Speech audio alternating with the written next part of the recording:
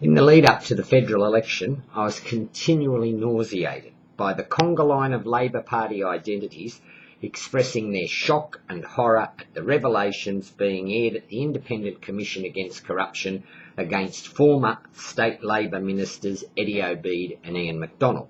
They're all at it.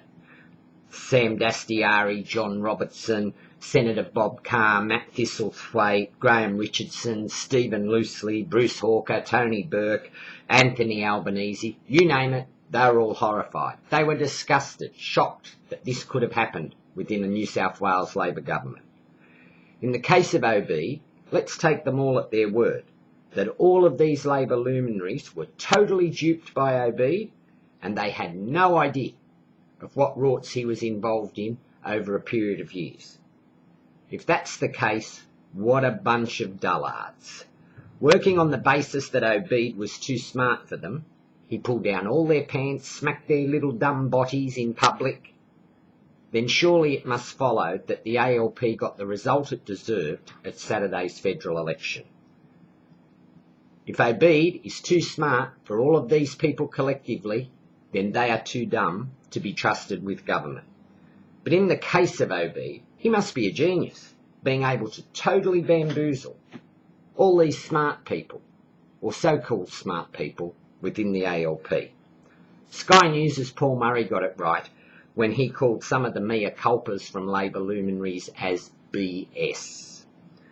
Obeid ran the Labor Party in New South Wales to a great extent, and during his shonky tenure, the ALP in New South Wales resembled a gang more than it did a political party. Suspicions about Obeid were being raised with the media more than a decade ago, and not just by people outside the party, by people inside the party as well. Yet they all lacked the testicular fortitude to move on him, with the possible exception of Nathan Rees, and we all saw what that did to him. It cost him the premiership. There can be little doubt there was an element within the ALP that thought Eddie was a smarty, and they kowtowed to the grub.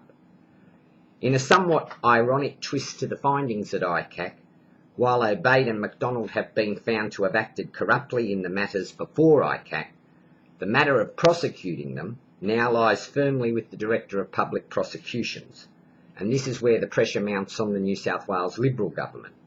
It's obligatory on them to ensure that the DPP has enough funds to forensically examine all the evidence from ICAC and to ensure this political debris is brought before the courts and prosecuted. There will be pressure on the government as there have been some pretty heavy hitters that have been thrown into the quagmire with Obeid and McDonald. Already we have seen former Labor Minister Tony Kelly, previously found by ICAC to have acted corruptly, have his case no-billed by the DPP. It would be a travesty if Obeid and McDonald did not have their day in court over the findings against them.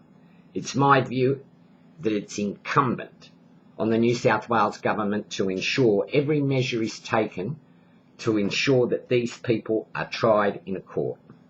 Then maybe the New South Wales Labor leader, John Robertson, will get his publicly espoused addendum to his mea culpa and see those responsible behind bars.